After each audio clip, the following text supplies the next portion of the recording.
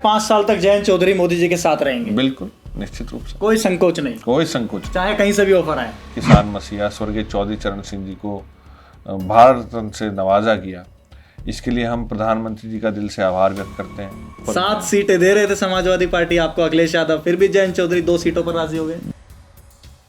कोई कार्यकर्ता जयंत चौधरी जी के निर्णय से नाराज नहीं है। मैं आरएलडी पार्टी के जो समर्थक हैं उनमें नाराजगी है एक तरीके की। कहा कि उसी के साथ जाकर के हाथ मिलाया जिसने आपके नेताजी जयंत चौधरी पर लाठियां बरसाई। तो जो राजनीतिक विरासत में मिलती है उसमें दोस्त और दुश्मन आपको विरासत में साथ मिलते हैं, वो शायद ज्यादा। अब जयंत चौधरी भारत सरकार के साथ है, प्रधानमंत्री मोदी के साथ है, तो किसानों के लिए कोई आश्वासन? जनता अब समझदार है। जनता नहीं चाहती कि हंगामे की भेंट 1 मिनट भी सदन चले। नमस्कार, इंडिया टीवी में आपका स्वागत है। मैं हूं आपके साथ दीपक प्रजापत।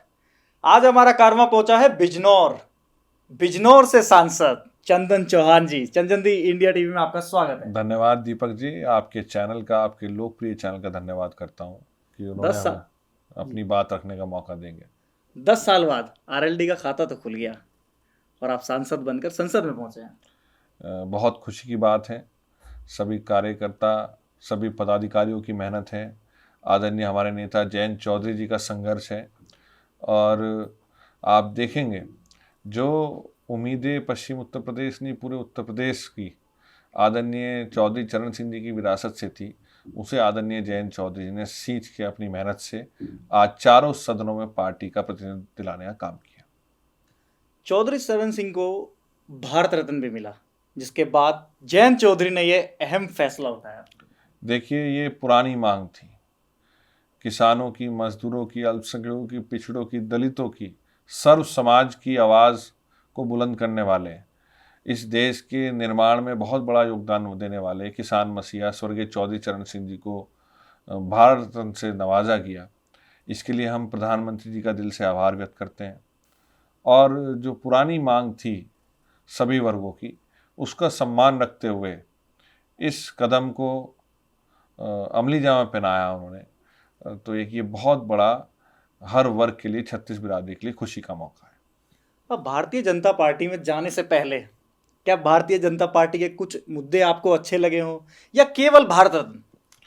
देखिए, राष्ट्रीय लोकदल हमेशा कभी सड़क से लेकर सदन तक संघर्ष करती आई है। भूमिकाएं चुनाव लड़े हम 2022 में, वहाँ जनता ने हमें कहा कि आप विपक्ष में भूमिका अपनी निभाएं। वहाँ हर प्रत्येक जो है संघर्ष के जो माध्यम थे अपने लोगों की खुशहाली के लिए, उसमें हमने पूरी मेहनत करने का काम किया। आप ऐसी जगह से सांसद चुन करके आते हैं जिसका इफेक्ट पूरी कंट्री में जाता है, पश्चिमी उत्तर प्रदेश। देखा जाए तो मुजफ्फरनगर दंगे, या फिर उसके बाद देखा जाए तो राकेश टिकैत का आंदोलन, पूरे देश भर में एक आवाज़ पहुंची, किसानों के हक की लड़ाई हुई। अब जयंत चौधरी भारत सरकार के साथ है, प्रधानमंत्री मोदी के साथ है, तो किसानों के लिए कोई आश्वासन? देखिए, हमारा क्षेत्र जागरूक क्षेत्र है। वो अच्छे बुरे की पहचान जल्दी कर लेते हैं हम लोग। और ये भी कह सकते हैं कि हमारा क्षेत्र महाभारत कालीन है।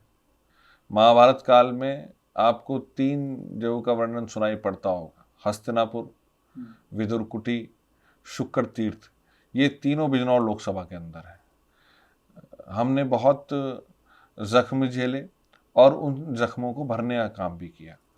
हमारा क्षेत्र दोआब की ज़मीन है, गंगा जमुना तहजीब को निभाने वाला, और मोस्ट फर्टाइल लैंड है गंगा जमुना के बीच की। जागरूक किसान हैं। किसानों के जो मुद्दे हैं उनको स्वर्गीय चौधरी चरण सिंह जी हों, स्वर्गीय चौधरी अजीत सिंह जी हों, और चाहे अब जयंत चौधरी जी के मजबूत हाथ हों, किसानों का भविष्य उन मजबूत हाथ में, मैं आपके विश्वास से कहता हूँ कि उन मजबूत हाथों में निश्चित रूप से सुरक्षित रहेगा। और जो भी हमें मंच मिला है वो टोटल जनहित में, किसानों के हित में, मजदूरों के हित में, 36 बिरादरियों के हित में जनता को देखने को मिलेगा, और लगातार हम उसके लिए काम कर भी रहे हैं। 2 सबसे बड़े मुद्दे, एमएसपी और गन्ना पेमेंट, क्या ये हल हो पाएंगे? क्योंकि हर चुनाव में हम देखते हैं कि बार बार ये मुद्दे आते हैं बाहर। अब तो आप किसानों की पार्टी, आप अपने आप को क्लेम करते हैं कि आरएलडी जो है वो किसानों के हित की पार्टी है और अन्य वर्गों की भी पार्टी है। अब कोई क्लेम करेंगे? देखिए, क्लेम नहीं करते, किसानों की पार्टी है, जनता की पार्टी है राष्ट्रीय लोकदल। और मैंने पहले भी बताया आपको, चाहे विपक्ष की भूमिका रही हो और आज जब हम सत्ता में साझीदार हैं, मैं जिम्मेदारी के साथ कहना चाहता हूँ आपको, चाहे कुछ चुनिंदा मिल्स को छोड़ के आज शुगर केन पेमेंट पहले से बेहतर है। और इसे और बेहतर कैसे हो, जो मिल मालिक अपनी हठ धर्मिता नहीं छोड़ रहे, उन पे कार्रवाई के लिए, उन पे पेमेंट निकलवाने के लिए जो भी माध्यम कानूनी पेचीदगी जो क्या है उन्हें दूर करके निश्चित रूप से किसानों के साथ खड़े होकर राष्ट्रीय लोकदल उन किसानों का, अपने किसानों का, अपने भाइयों का, अपनी बहनों का, उनकी मेहनत कोई भी नहीं रख पाएगा। मैं आपके चैनल के माध्यम से सुनिश्चित करना चाहता हूँ। और एमएसपी जो हमारा सपोर्ट प्राइस है, निश्चित रूप से किसानों के हित में और बेहतर कैसे हो, इसके लिए आदरणीय चौधरी साहब लगातार उनके मॉनिटरिंग के साथ साथ सर्व किसानों के साथ बैठ के एक व्यवस्था बनाएंगे। बात आपने भूमिका की 2009 में चौधरी से अजीत सिंह जी थे, वो उन्होंने बीजेपी के साथ मिलकर के चुनाव लड़ा, बाद में भूमिकाएं बदली। 2024 में जयंत चौधरी बीजेपी के साथ जा चुके हैं, भारत सरकार का हिस्सा भी हैं।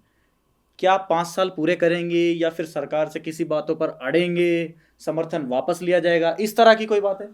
देखिए, ये बातें काल्पनिक बातों का कोई जवाब नहीं हुआ करता। अभी हम एनडीए के साथ एक प्रोग्राम में गए, वहाँ हमारी बैठ के बातें हुई। अब जनता ने हमें मौका दिया है चुन के, तो उस समय पीरियड के अंदर हमें मेहनत करके उसे अमली जामा पहनाना चाहिए। 5 साल तक जयंत चौधरी मोदी जी के साथ रहेंगे? बिल्कुल, निश्चित रूप से, कोई संकोच नहीं? कोई संकोच नहीं, चाहे कहीं से भी ऑफर आए? कोई ऑफर नहीं आया किसी का। ऑफर तो आया था, कोई ऑफर 7 सीटें दे रहे थे समाजवादी पार्टी आपको, अखिलेश यादव, फिर भी जयंत चौधरी 2 सीटों पर राजी हो गए। देखिए, वो निर्णय शीर्ष नेतृत्व का था।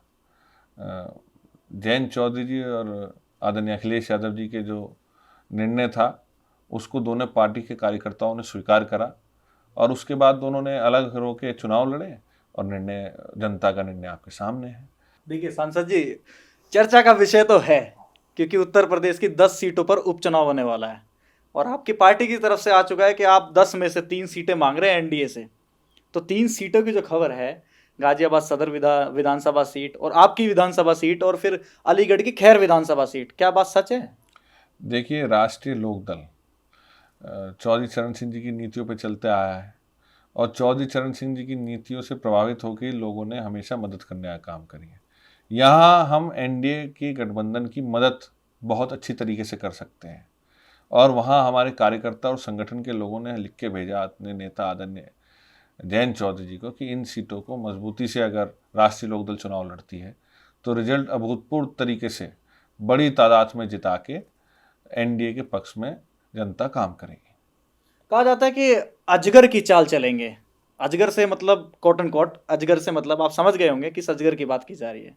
आ से अहीर और जा से गा से गुजर और राजपूत, ये जो 3 समीकरण है, चारों समीकरण देखा जाए, अजगर, अजगर वाली चाल, तो उसमें कहीं ना कहीं जो पिछड़ा वर्ग है उसकी जगह है।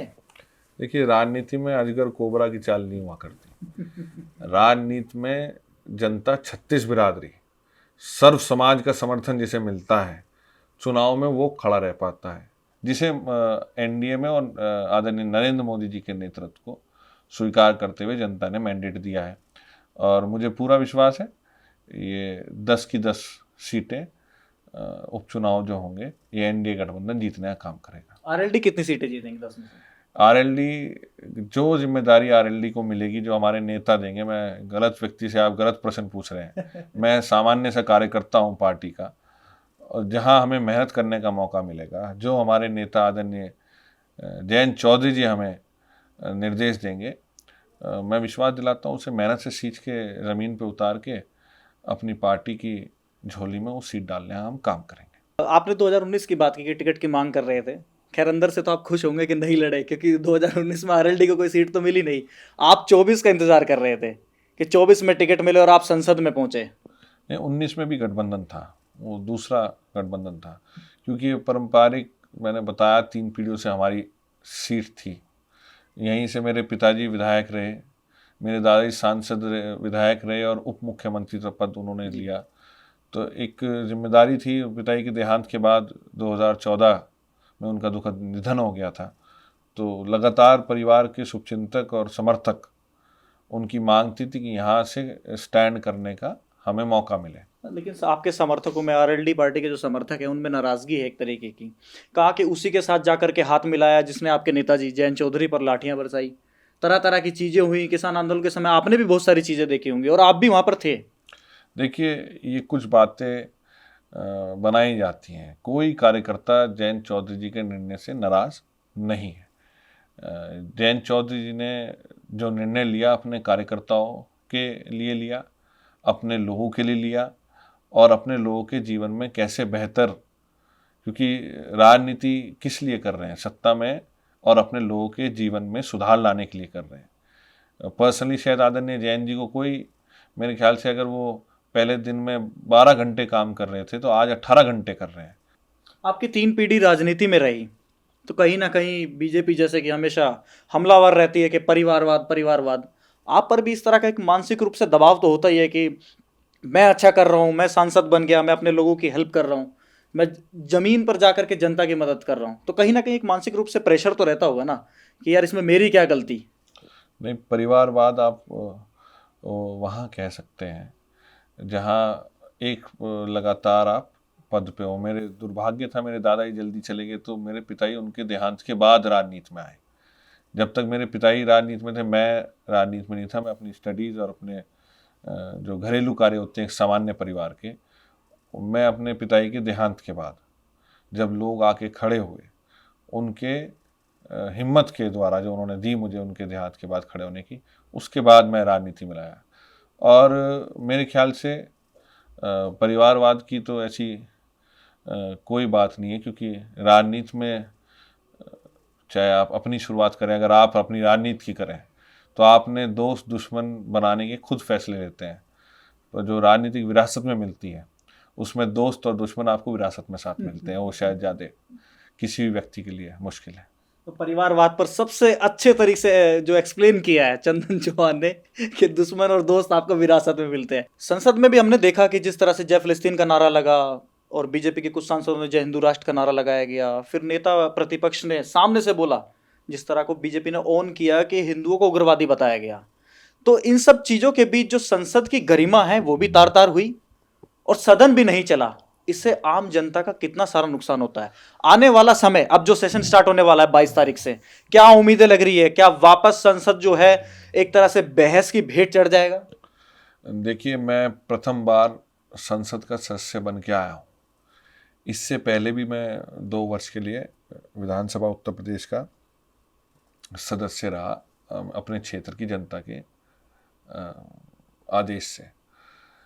यहाँ आके जो मैंने परंपराएं देखी, बड़ा सदन है, अब मेरे से सभी बुद्धिजीवी लोग यहाँ पे देश के चुन के आए हुए हैं।